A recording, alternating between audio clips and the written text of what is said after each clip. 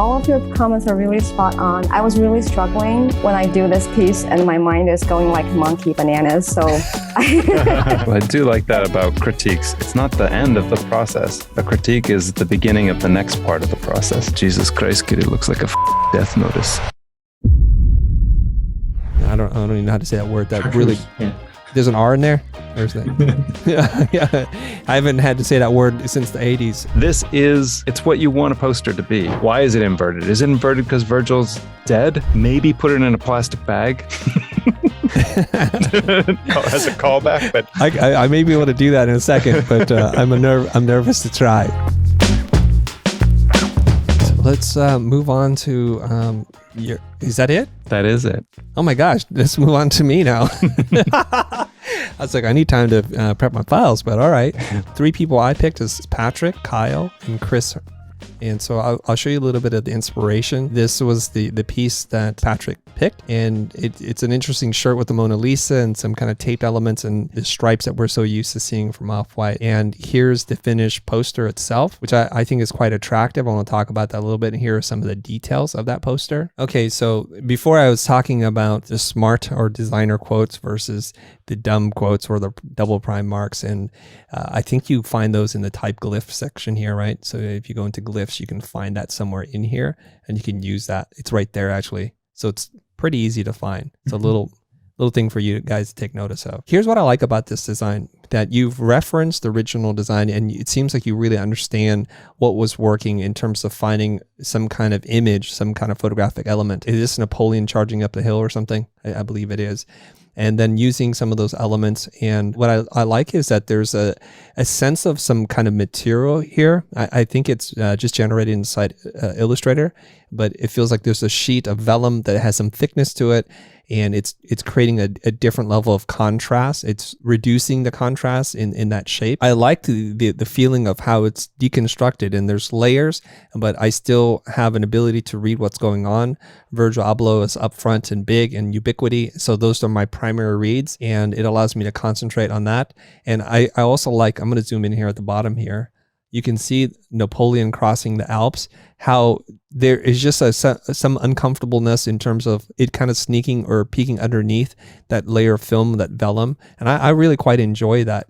And we can appreciate the levels of contrast, how it's lighter gray above it and darker as a black thing underneath. I think this is a very successful design. I really enjoy this piece. And kudos to you. And I normally wouldn't say that unless I felt it, so don't feel like you're being cheated out of a longer critique. I would try to pick this apart more if I could, and I don't know if I need to. I'm going to pause here and ask either Terrance or Charles if they had anything they wanted to say about this. Agree. I think what's particularly interesting about this is, again, kind of reducing the contrast of that image in relation to how that t-shirt or the sweatshirt design, but also making something new with it. You didn't use the Mona Lisa again, you used a different image, and kind of the juxtaposition of his face with the word France right above it is also like really powerful without being silly, I think. And also how you kind of integrated these warning stripes, which could be overpowering for the whole composition, but the way that you layered them in, they don't overpower it. So it feels well balanced overall, I think. There's what became a sort of maxim for me as a teacher was that in a group of 15 students, there's bound to be one who you don't really need to help at all. So you end up talking about things like spacing of type. Like, you could actually, the space between Virgil and Abloh could be tightened up a little bit. And of course, your tabular figures are drifting. But, these are small things compared to the overall sort of triumph of the composition. My biggest want in this composition, in addition to, just give me 20 minutes with you to go over every single thing that needs to be fixed in the spacing of the type. Besides those things is I want to see it animated. Like I want to see this poster in flux. I want to see it do what posters are doing now, which is to not sit still, because I think it's an open invitation based on the way that you've constructed it here and designed it for it to be in construction. Actually, I didn't say that on purpose, but In fact, it was a slip of the tongue, but I think it's apropos. To deconstruct it through animation would be really incredibly powerful, I think. Yeah, space between the Virgil and the Abloh, space between the 1 and the 9, space between the 2 and the 1, the extra space between LVMH and Off-White at the top, maybe bumping up the N dash a little bit in height, the space before the ampersand on the left-hand side between N and breaking, maybe the space between breaking and boundaries, all of those could just get tightened up a slight bit. And I say that because the spacing of the type generally is fairly tight, the letter spacing, so the word spacing should follow suit. And that will just, it's not going to make this poster tremendously better. It's a great poster, but it will add that layer of polish to the end of it that will, sort of put it in an elite class. I think this poster gets a lot of the different principles that we've been talking about right in terms of creating very dynamic spaces. If you look at the block of white copy here and over here, the proportions feel really good. There's a good cadence and flow to how you're moving things around the page. You notice this strong vertical line that's happening along this grid line. It's not directly in the center. It's in the center and then shift over to the left. And this box here, it feels like it's been cut off and it gets repeated over here. So there's a lot of dynamic things that are going on that allow an element, a motif, a component to repeat and create a certain rhythm to it. I also really like these this horizontal line, this vertical line, and notice Patrick just didn't run all the way across. And so it creates a lot more visual interest when you're able to do that. So all of you who had struggled with just creating too many elements and not knowing what to feature and what to hero up, this is a good example of that, where there's not too many tricks applied to the type itself so that other things can work. Otherwise, it would be so overwhelming. And I also like the changes in point size. Virgil Abloh is the biggest, going down to the deconstruction and breaking boundaries, and then to Paris in the United States. So kind of mostly like 3 point sizes, observing that rule for the most part. And that's probably a clue. I think there's a 4th point size in here or so. But it looks like there's 3 primary point sizes and it works really well. Really well done. Any other last thoughts before I move on to the next person? Quite beautiful. Patrick, any response to that? Hey guys, I just want to thank you for the critique. I think it was really on point, and yeah. Okay, now we'll go to Kyle. Kyle's inspiration is this shoe, which I hadn't seen before, and I think it's really cool with the deep magenta or purple color and the kind of splattered paint. These really like intense colors here, and to contrast against the Helvetic or just flush left type. This is Kyle's finished poster. And there's some effect applied to this where it feels curved, and I quite like it. And here's the poster as I think the flattened piece, but detail to it. Really neat. So this is Kyle's work here, and I'm going to zoom in or zoom out a little bit.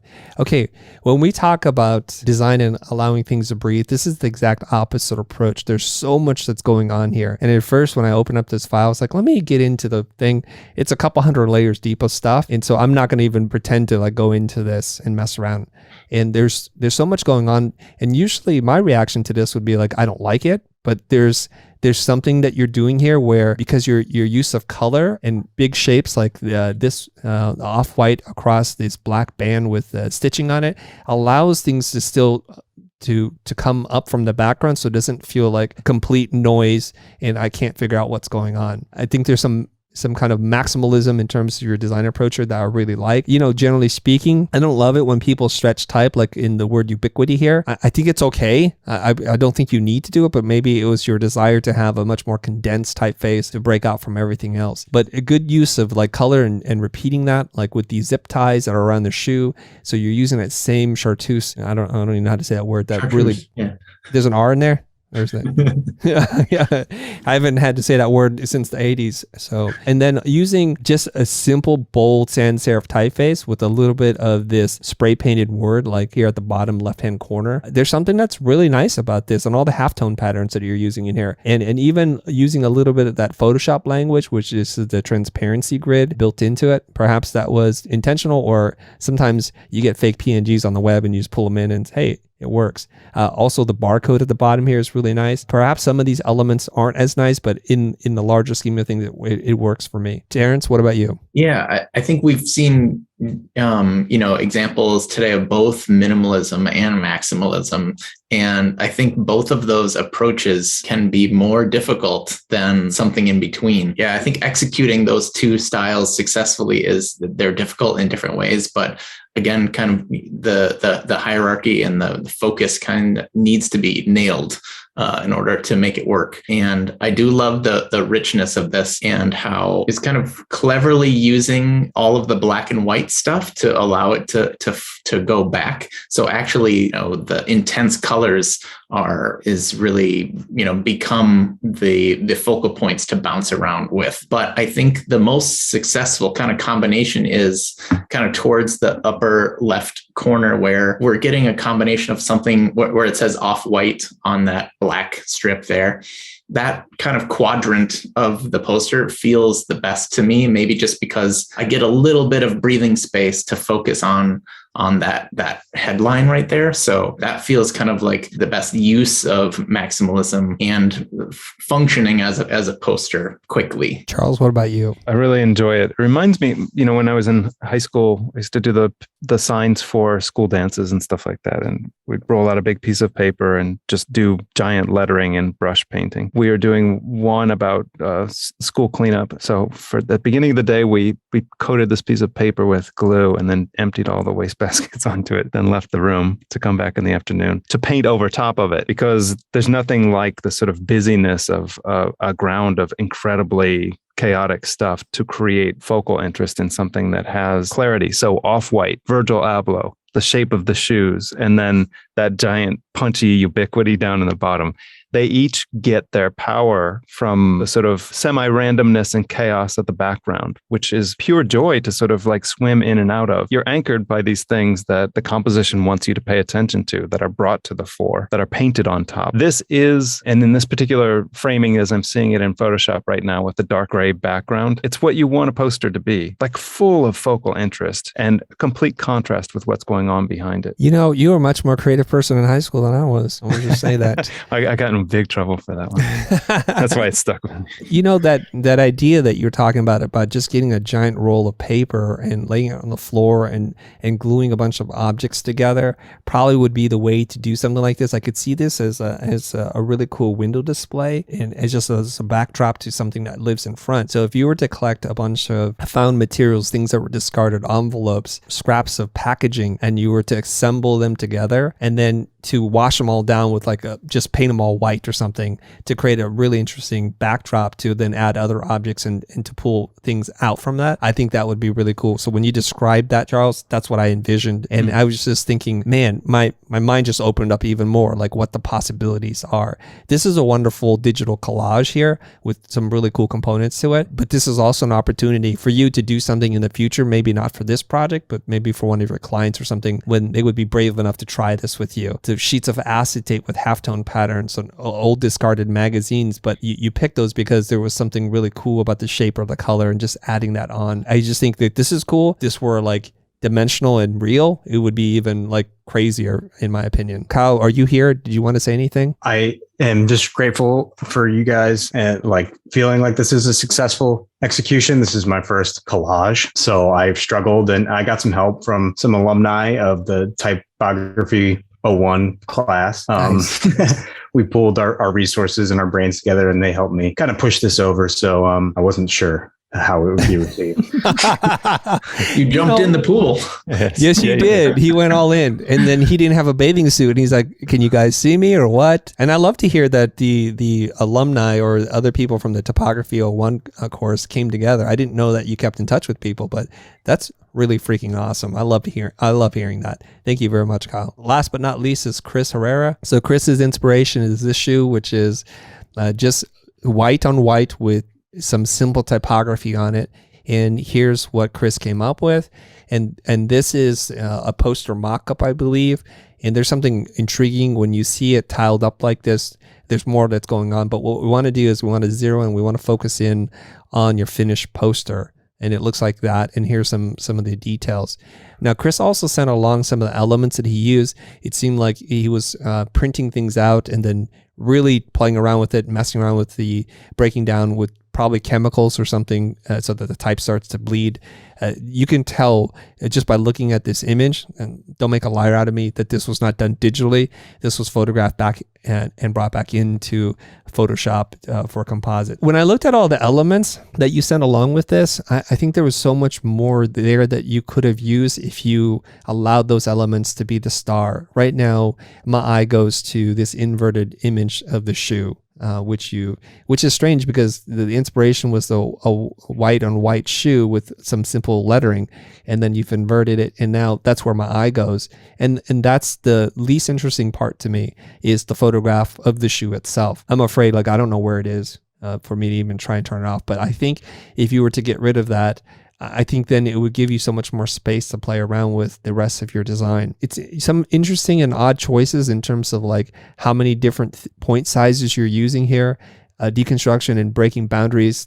It's increasing in size, and it seems like it's kind of like one idea. And I think there was one that you did that was simpler, where it was just flush left, and one it wasn't tilted in space like this. Generally speaking, if you tilt things in space like this, you're drawing my eye in off of the bottom right corner into the left part, but then it's banking over here to the right. It doesn't seem like there's great intentionality behind why you're doing that. I don't personally totally understand that. And I think if you just kept this a little bit simpler, but use that same effect of the distress type, I think that's a wonderful thing to do to add a tactile quality to your design. Some other things that you're doing here in terms of repeating off-white to the right here, I just don't love, because it feels like it's an afterthought or a throwaway element, and it's trapping some white space between the photograph and the edge of this. So just, again, repeating edges and trapping space, generally speaking, not a great thing to do. And just jamming things in the corners, you can see, again, following the edge, and then this striped tape at the bottom. But there is something that's really cool here. I do like this because I've seen this in a bit of Virgil's work, is that stitching, the thing that holds things together. Now, generally speaking, this looks like tape, so tape doesn't need to be held together. So this is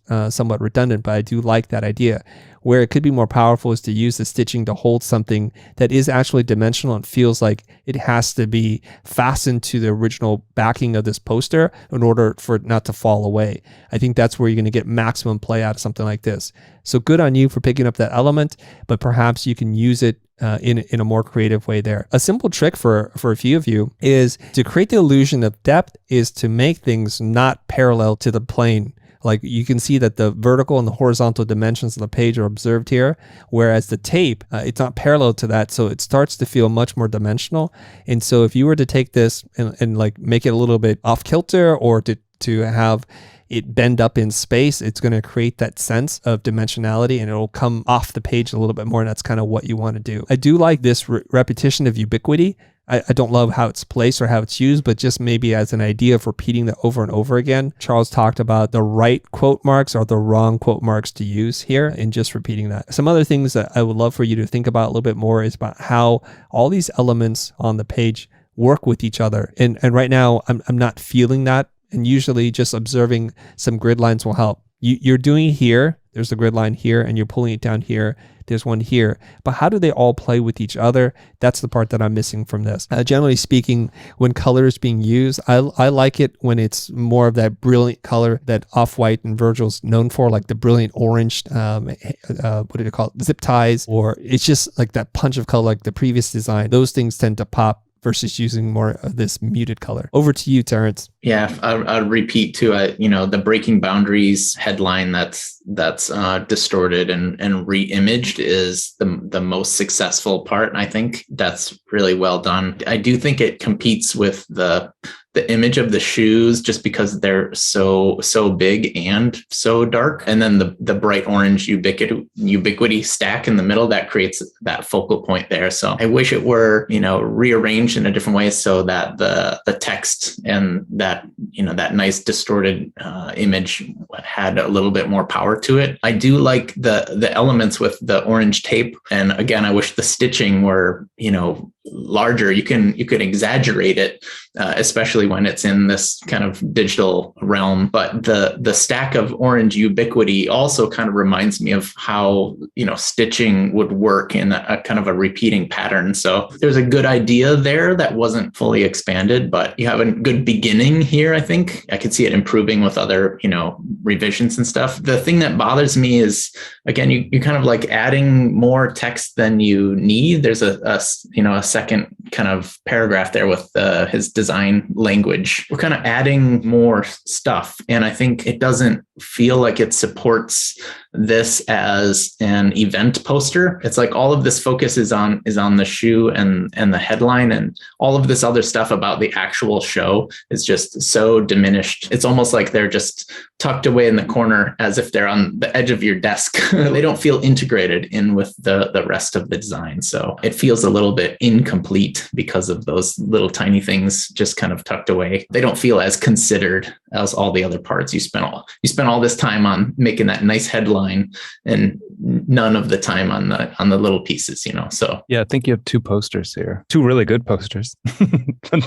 They're in one right now. I think the idea of inverting the white shoe is incredible, but it's being torpedoed by this beautiful deconstructed type down at the bottom left. I mean, they're two, it's like, battle of the Miss Universes or something like that. Like two great things that if they just went back to their own respective countries would be awe-inspiring. Yeah. And even go in further. I mean, just take ubiquity as see, now we're living in a space. And that's just the tip of the iceberg. Like, what I was thinking is if you cut this poster in half and took the bottom half and turned it on its side, you'd have a great poster, which would be, unexpectedly on its side. So type running either top to bottom or bottom to top, unexpectedly large in its scale, unexpectedly broken in its form. It would just be an incredible thing unto itself and something that would dominate a space if you walked in. And then the same thing with the shoe, if you're just living in my dream. Like, okay, computer, now I want it to... Okay, yeah. That's the alternate there. And then we're back to 10.5 on 16. Like all the other type is just 10.5 on 16, and you're golden. You are golden, Christopher. The next one is just the ubiquity. I mean, the black rectangle blown up to the size of the entire thing with the tape over the edges and everything. Keep it warts and all. Maybe put it in a plastic bag. As a callback, but I may be able to do that in a second, but I'm nervous to try. So let's see what happens. Because conceptually, that's beautiful. It begs questions. Why is it inverted? Is it inverted because Virgil's dead? He's left us too soon. It's a poster about our loss. Or is it that it's subverting expectations? The shoes are white. I've made them black. Look at it.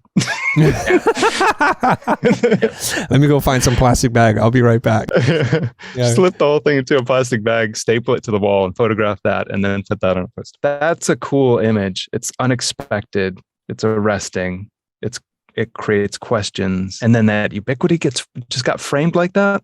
In the upper left, it just happened to show off there. I mean, Chris put it there, but you can be a plastic bag. Yeah, I do have plastic. Just putting in the bag. Let's see what happens if we just screen this over and see. Not quite inside the plastic bag, but there is some plastic quality to it now. It's the idea of seeing a poster in a Ziploc bag in the middle of a French palace. It's like, what is this doing here? That's his play over and over again. And I feel like you're getting some of that with the way that you've treated this, Christopher. You've created an unexpected situation for us, which is great. So what you just did here, Charles, I think what we hope all of you will think about in the future, which is to step away from your design and pretend like it's not yours, and to really play with it and focus in on what the elements are that you have that you like. I didn't like the inverted photo. Charles liked it, and he found a way to make it work. And so let's go through the steps here without even changing any design, really. We haven't changed anything. All we did was crop in, and because we're like, there's just too much that's going on. So the first iteration of this is just to take what you have, which is this beautiful type, and let it be the hero. And we're seeing this theme over and over as we're going through everyone's critique. which is there's just so much going on, and you need to make that decision. To be a really good editor is probably to be a really good designer. And there's some happy accidents that happen that when I placed this and cropped it in, you can see that the leftover image from the bottom adds just enough of visual interest there. Otherwise, it might be a little bit boring, and it's losing some of the off-whiteness of Virgil's aesthetic. And then Charles immediately recognized perhaps there's two posters and either one can work. And then we went to this, just simple type, a little bit of the information, and then allowing the image to be the hero.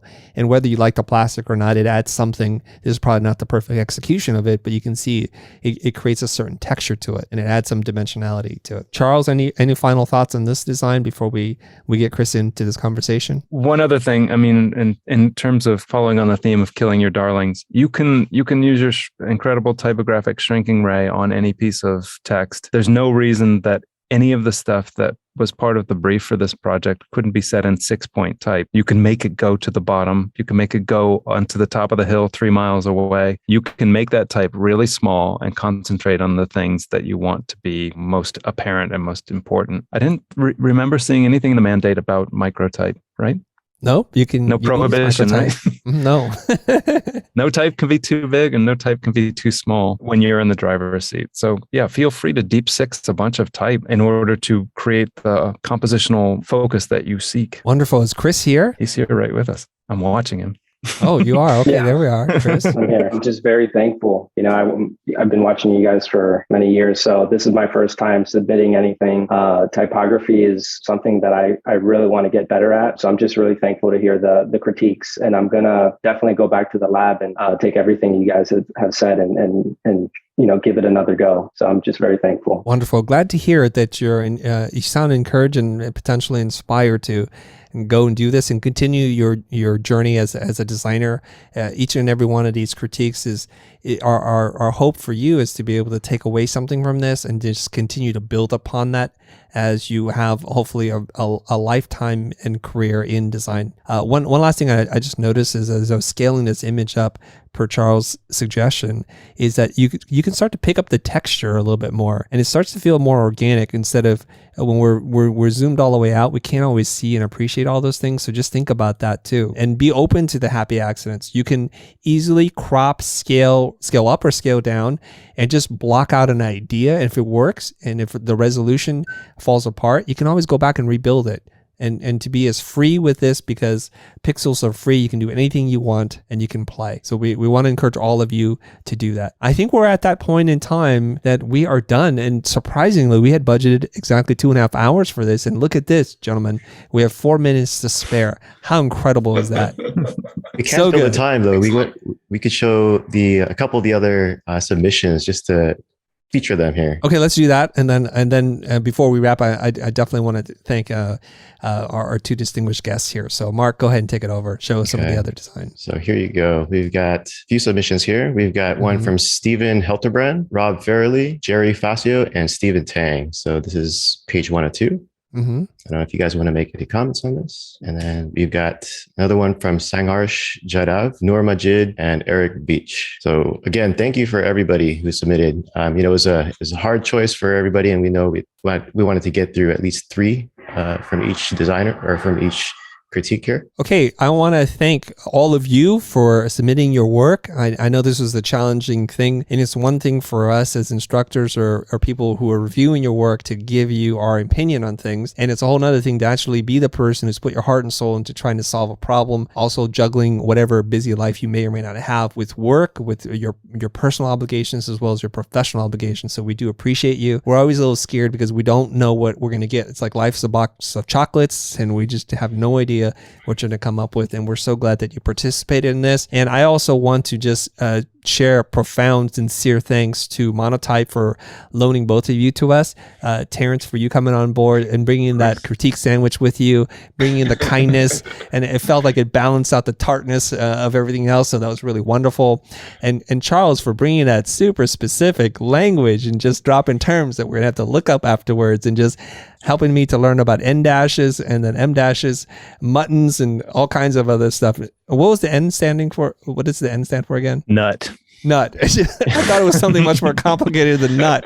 No, they could How have can I chosen forget that? anything. Even net would have been better than nut and mutton. Yes. But there you go. There you are. But maybe because it's so weird that we'll remember it, because sometimes that's what happens, right? For all of you that are here live, staying up late, I don't know what hour in the morning it is for some of you, or deep into the night. Thank you very much. Thank you for pulling onto the side of the road and talking to us and not getting into an accident. So all of you, thank you very much. Okay, that's it for us, Mark. Take us out of here. I think that's a wrap. See you guys next time. See you in the future.